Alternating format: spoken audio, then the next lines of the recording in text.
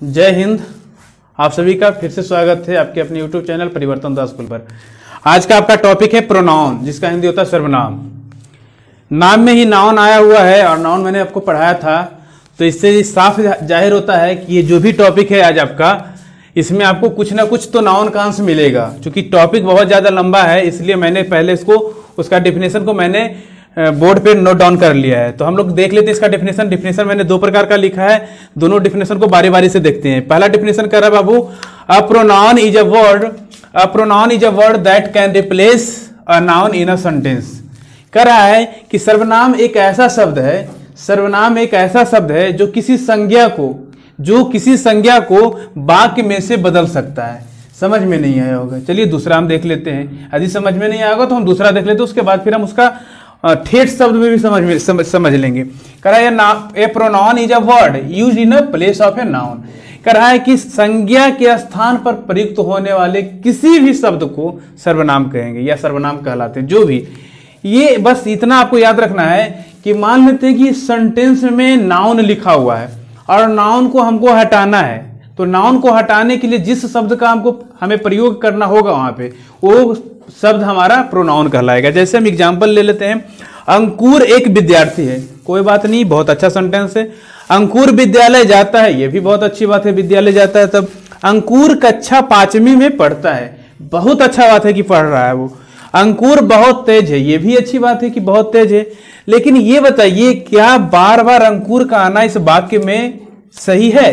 क्या बार बार ये अंकुर को आना, ये बार बार आना क्या सही लग रहा है? बार बार अंकुर आ रहा है, ये वस्तुतः ये गलत है। गलत इसलिए क्योंकि ग्रामर बोलता है कि एक सेंटेंस में जब एक बार नाउन आ गया तो नाउन का रिपीटेशन नहीं होना चाहिए।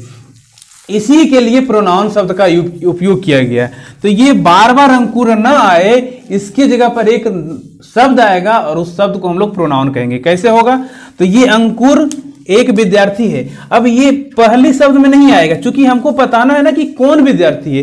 तो विद्यार्थी तो हमको पता चल गया कि अंकुर है। अब अंकुर विद्यालय जाता है, तो अंकुर के जगह पर हम अंकुर को अब नहीं लाएंगे और अंकुर के जगह पर हम वह लगा देंगे, तो हमसे ये जाहिर हो रहा है कि जो अंकुर नाम का लड़का था वही विद्यालय जाता है। अंडरस्टैंड? इसके बाद अंकुर कक्षा 5वीं में पढ़ता है, तो इसके जगह पर हम लोग अंकुर के जगह पर फिर से हम वह ला दिए और वह कक्षा 5वीं में पढ़ता है। इससे यह साफ जाहिर हो रहा है कि ये जो वर्ड आया हुआ ये अंकुर के जगह पर आया है। इसके बाद है वह अंकुर बहुत तेज है। तो अंकुर तेज तो है, लेकिन हम क्यों बार बार अंकुर का यूज करें? लंबा सेंटेंस भी चला जाता है और अच्छा भी नहीं लगता। तो इसके जगह पर हम लोग वह का यूज कर लिए, तो वह भी किसके जगह पर आया? अंकुर के जगह पर। यानी इससे साफ पता चल गया हमें कि जब भी कभी सेंटेंस में नाउन का प्रयोग हो और नाउन लगे कि बार बार रिपीट हो रहा है, तो नाउन के बदले में हम किसी शब्द का प्रयोग करेंगे और वो शब्द जो आएगा वही हमारा प्रोनाउन कहलाएगा, वही हमारा सर्वनाम कहलाएगा, चाहे हिंदी चाहे इंग्लिश। चलिए हम लोग इसका कुछ टाइप्स जान लेते हैं। तो उससे जानने से पहले हम आपको एक बात और साफ कर दें कि देखिए, इसके टाइप्स बहुत सारे होते हैं। बहुत सारे कहने का मतलब ऐसा तो नहीं कि बहुत सारे का मतलब 10, 20, 50 100 होता है। बहुत सारे कहने का मतलब कुछ बुक में आपको 2 टाइप्स का दिया हुआ रहेगा। जैसे जो जूनियर सेक्शन का रहेगा क्लास 1, 2 का, तो 2 टाइप्स का दिया हुआ रहेगा। आगे बढ़ेंगे तो 4 टाइप्स का रहेगा, उससे आगे बढ़ेंगे 6 टाइप्स का। कहने का मतलब ऐसे प्रोनाउन जनरली 8 से 10 प्रकार का होता है, लेकिन हम आपको 8 से 10 प्रकार एक दिन में नहीं पढ़ा पाएंगे, क्योंकि वीडियो बहुत लंबा हो जाएगा। एक प्रोनाउन को पढ़ने में बहुत समय लग जाता है। तो हम आज कुछ 1 या 2 टाइप को देखेंगे, उससे ज्यादा नहीं जा पाएंगे, क्योंकि वीडियो काफी लंबा हो जाएगा और आप लोग देख नहीं पाएंगे वीडियो। तो इसलिए देखते हैं कितना तक जाता है, 1 जाता है अथवा 2 जाता है। तो हम लोग टाइप्स ऑफ प्रोनाउन, और उसमें एक टाइप्स देखेंगे अथवा 2 टाइप्स देखेंगे। तो हम लोग आगे उसको जिक्र करते लिखते हैं। जैसा मैंने बताया था आप लोग को कि प्रोनाउन के बहुत सारे भेद होते हैं, बहुत सारे टाइप्स होते हैं। उनमें से पहला टाइप है आपका पर्सनल प्रोनाउन। नाम जाना पहचाना है, सुना हुआ है, विशेष दिक्कत नहीं होगी इसमें, बहुत आसान है, समझिएगा, बस समझने का फेर है, दिक्कत आपको नहीं होगा, बस समझना होगा। कह रहा है personal pronoun is used for indicate the name of a person, animal और थिंग। यानी इसका पर्सनल प्रोनाउन का हिंदी होगा व्यक्तिवाचक सर्वनाम। और आपने इसमें ये नाउन में भी पढ़ा होगा व्यक्तिवाचक, लेकिन वहां का व्यक्तिवाचक और यहाँ का व्यक्तिवाचक में अंतर रहेगा। देखना है किससे अंतर रहेगा। कह रहा व्यक्तिवाचक सर्वनाम का प्रयोग किसी व्यक्ति, जानवर या वस्तु के नाम को दर्शाने के लिए किया जाता है। कहाँ किया जाता है? सेंटेंस में किया जाता है। अब इसका एग्जाम्पल नहीं, बस इतना ही होता है। एग्जाम्पल इसको हम लोग नहीं बोल सकते हैं, इसको हम लोग बोल सकते हैं कि बस इतना ही तो प्रोनाउन होता ही है पर्सनल में। इसको एग्जाम्पल हम लोग किस लिए बोलेंगे? बस इतना ही होता है। आई होता है, बी होता है, यू होता है, ही होता है, सी होता है, इट होता है और दे होता है। इतना ही प्रकार के पर्सनल प्रोनाउन होते हैं, इसके अलावा नहीं। लेकिन एक टेबल जो आप लोग देख रहे होंगे ना, ये टेबल से आप लोग कंफ्यूज कर रहे होंगे। ये टेबल किस लिए सर बना दिए?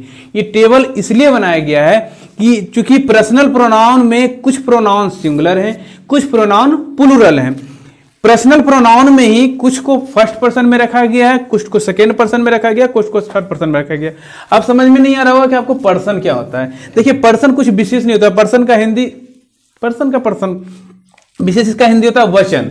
लेकिन वचन को हम लोग समझेंगे, ये फर्स्ट पर्सन का मतलब होता है कि वैसा व्यक्ति या वैसे लोग या वैसा शब्द जो अपने लिए आए, मतलब किसी हमारे लिए, मेरे लिए आए, तो ये हो जाएगा। मतलब इसका कहने का मतलब होता है ये बोलने वाला होता है, ये वक्ता होता है, ये वक्ता होता है, ये बोलने वाला होता है, किसी के बारे में ये बोलेगा। तो ये हमारा सिंगुलर में इसका आई आ जाएगा, यानी इसका हिंदी होता है मैं, इसका हिंदी होता है मैं। और इसी का प्लूरल यदि देखा जाए, यदि मैं बोल रहा हूं तो मैं यहां बोल रहा हूं तो मैं हमारा आएगा सिंगुलर में। लेकिन यहां और भी लोग रहेंगे, मान लेते हैं यहां 10 लोग रहेंगे और सब लोग मिलकर बोलेंगे, तो उसको बोलेंगे कि हम लोग बोल रहे हैं। क्या बोलेंगे? हम लोग बोल रहे हैं। तो इसका हिंदी क्या हो जाएगा? हम लोग। इसका हिंदी हो जाता है हम लोग। आई का मतलब हो गया मैं, बी का मतलब हो गया हम लोग। यानी कि ये जो बोलने वाला वक्ता है, ये मैं हो सकता हूं या हमारे साथ बहुत सारे लोग रहेंगे।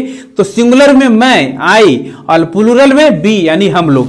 ये होता है सेकेंड पर्सन, यानी किसी दूसरे के बारे में कहा जाए। किसी दूसरे के बारे में, तो किन के बारे में? तो तुम, यानी कि मान लेते हैं कि मैं किसी का कहानी सुना रहा हूं और उसके जगह पर किसी प्रोनाउन का यूज करना रहे, तो वहां प्रोनाउन बस और बस यू, यानी तुम ही फिट बैठेगा। जैसे यदि कोई कहानी को सुनाया जाए और उसमें बोला जाए कि तुम इस प्रकार से थे, तुम वहां गए थे, तो वहां हमारा आ जाएगा ये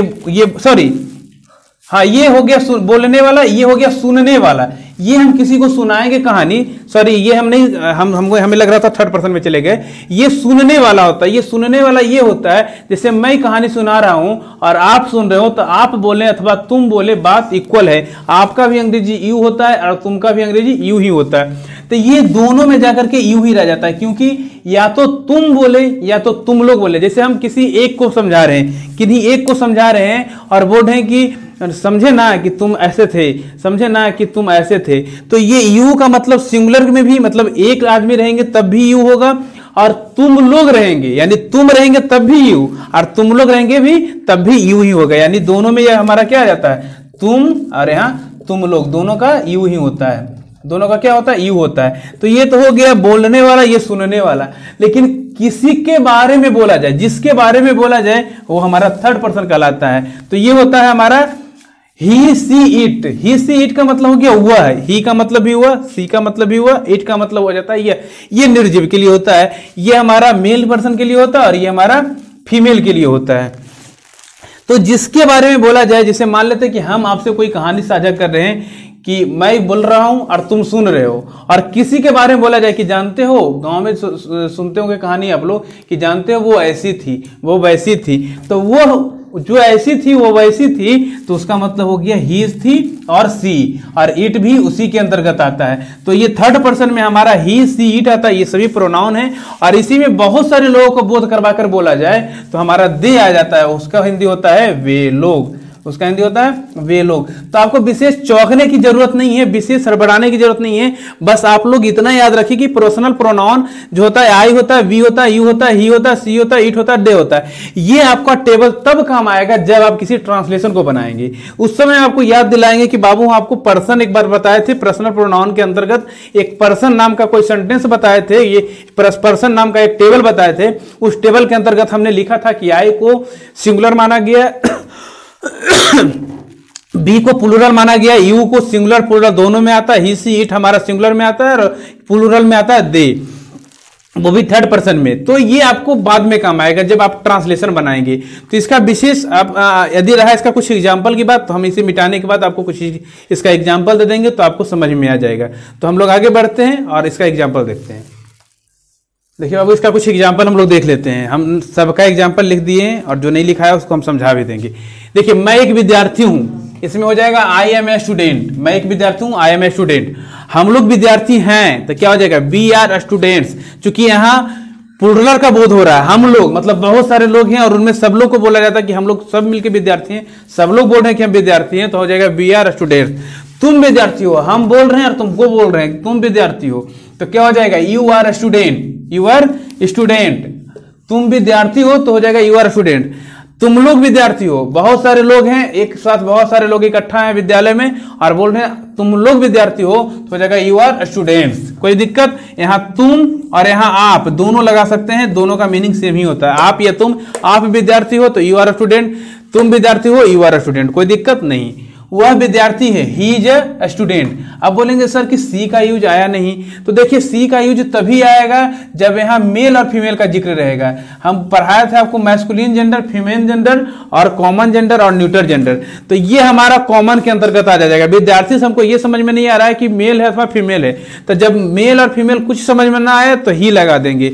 लेकिन यदि यही बोल देंगे कि वह लड़की है, वह लड़की है, तो यहां हमारा ही का प्रयोग नहीं होगा, यहां हमको करना पड़ेगा सी का प्रयोग, सी इज अ गर्ल। तो ये आपको समझ में आ गया होगा कि सी का प्रयोग कहां होगा, सी का प्रयोग आपको फीमेल के लिए करना होगा, यानी लड़की जाति का बोध होगा तो सी का प्रयोग होगा, और कुछ समझ में नहीं आ रहा और मेल होगा तो हमारा ही का प्रयोग हो जाएगा। वे लोग विद्यार्थी हैं तो हो जाएगा दे आर स्टूडेंट्स। वे लोग विद्यार्थी हैं, दे आर स्टूडेंट्स। तो आपने देखा कि इसमें सभी पर्सनल प्रोनाउन का यूज हो चुका है, सभी पर्सनल प्रोनाउन का यूज हो चुका है। ये बहुत हार्ड नहीं है, आप लोग बस इसको हार्ड नहीं बनने दीजिएगा, बहुत हार्ड नहीं है। और इसका प्रयोग आपको जनरली ट्रांसलेशन में करने को मिलेगा, और जब हम प्रोनाउन पढ़ा देंगे, प्रोनाउन के बाद हम वर्ब पढ़ाएंगे, वर्ब के बाद पक्का ट्रांसलेशन के ऊपर हम लोग आएंगे। तो याद रखिएगा, ये सब हम आपको आगे बताएंगे ट्रांसलेशन में भी, तो उस समय हम आपको याद दिलाएंगे, तो याद करिएगा। चलिए सेकेंड टाइप हम देख लेते हैं, पोसेसिव प्रोनाउन। आज दो ही हम लोग देखेंगे और आगे के दिन में हम लोग और भी प्रोनाउन को देखेंगे। Possessive pronoun are a form of a personal pronoun. Personal pronoun को मैंने ब्लैक से लिखा है, बाकी को मैंने ब्लू से लिखा है। दे शो ऑनरशिप, कहा अधिकारवाचक, इसका हिंदी होता है अधिकारवाचक। अधिकार का मतलब हुआ किसी के ऊपर अधिकार जताना, मतलब यदि घर हमारा है तो मेरा अधिकार है उसके ऊपर। तो हम लोग पहले इसका हिंदी देख लेते हैं। अधिकारवाचक सर्वनाम व्यक्तिवाचक सर्वनाम का ही एक रूप होता है, बात सही है। नीचे हम लोग एग्जाम्पल देखेंगे। एक रूप होता है, ये किसी वस्तु पर मालिकाना हक या स्वामित्व को दर्शाता है या अधिकार को दर्शाता है। मीन्स ये घर मेरा है, ये घर मेरा है, तो घर हमारा है, मेरा है, जो भी है, तो इस पर जो अधिकार दर्शाएगा वो हमारा पोसेसिव प्रोनाउन होगा। तो अधिकार देखिए दो प्रकार से दर्शाया जाता है, आप लोग कंफ्यूज नहीं होइएगा। जब हम एडजेक्टिव पढ़ाएंगे तो वहां भी एक पोसेसिव एडजेक्टिव होता है। तो अधिकार दो प्रकार से दर्शाया जाता है। तो पहले हम लोग प्रोनाउन पढ़े, तो पहले प्रोनाउन को देख लेते हैं। होता क्या है कि जैसे मान लेते हैं कि आय का, जिसे हम क्या बताएं कि पर्सनल प्रोनाउन का ही एक रूप होता है पोसेसिव प्रोनाउन। तो पर्सनल प्रोनाउन में मैंने आई पढ़ा था, तो आई को हमने क्या लिख दिया, माइन लिख दिया। यानी कि जब भी हमको आई का कोई पोसेसिव प्रोनाउन पूछेगा तो हम बता देंगे सीधा कि आई का क्या हो जाएगा, माइन हो जाएगा। बी का क्या होगा, आवर्स हो जाएगा। हम लोग जाएंगे आगे एग्जाम्पल देखेंगे, चूंकि इसमें जगह नहीं था तो हम लोग आगे एग्जाम्पल देख लेंगे तो समझ में आएगा। बी का क्या हो जाएगा, आवर्स हो जाएगा। यू का योर्स हो जाएगा, सॉरी यू का योर्स हो गया, फिर यहाँ पर यू का योर्स ही हो जाएगा, दोनों का तो सेम ही रहेगा। ही का हिज हो जाता है और सी का हर्ष हो जाता है। ये याद रखिएगा, HERS हर्ष होगा, HER हर नहीं, HERS हर्ष। इसके बाद दे का तो दियर्स हो जाएगा। तो ये हुआ हमारा कुछ पोसेसिव प्रोनाउन जो पर्सनल प्रोनाउन से बनता है। तो पर्सनल प्रोनाउन के साथ में पोसेसिव प्रोनाउन को मैंने लिख दिया, तो ये आपको समझ में आ गया होगा। लेकिन आप ये कंफ्यूज मत होइएगा। देखिए एम बाई माई, माई का मतलब होता है मेरा, ये भी आपको मालिकाना हक ही दर्शाता है, लेकिन ये हमारा पोसेसिव एडजेक्टिव कहलाता है, ना कि पोसेसिव प्रोनाउन। याद रखिएगा, ये बात को याद रखना पड़ेगा। तो हम आपको आगे एग्जाम्पल देते हैं तो समझ में आएगा। देखिए मैंने दो एग्जाम्पल यहां लिया है, आप लोग कंफ्यूज बिल्कुल मत होइएगा। दोनों एग्जाम्पल में आपको दो एग्जाम्पल मैंने दो प्रकार से लिया है और दोनों में मालिकाना हक ही दर्शा रहा है। देखिए यह मेरी कलम है, बात सही है कि यह मेरी कलम है तो मेरे ही रहेगी, और यह कलम मेरी है, इसमें भी कलम हमारे ही रह जाएगी, किसी का नहीं होगा। तो यह मेरी कलम है का बनता दिस इज माई पेन, यह मेरी कलम है का बनेगा दिस इज माई पेन, और यह कलम मेरी है का बन जाएगा दिस पेन इज माइन। तो ये हमारा जो आया माइन आया है, ये माइन हमारा क्या है, यही हमारा प्रोनाउन आया है, यही हमारा पोसेसिव प्रोनाउन है, ये हमारा पोसेसिव पोसेसिव प्रोनाउन, पीपी लिख देते हैं पोसेसिव प्रोनाउन।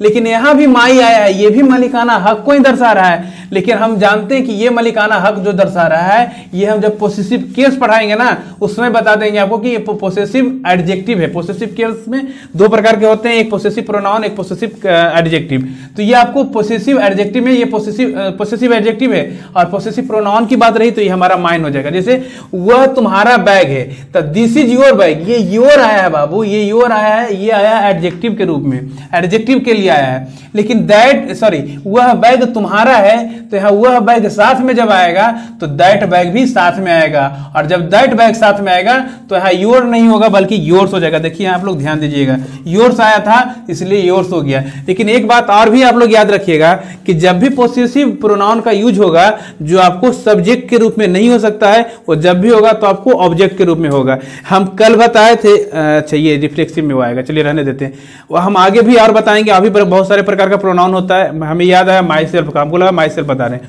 चलिए हम आगे बताएंगे। और भी बहुत सारे प्रकार के प्रोनाउन होते हैं, लेकिन आज के लिए इतना ही।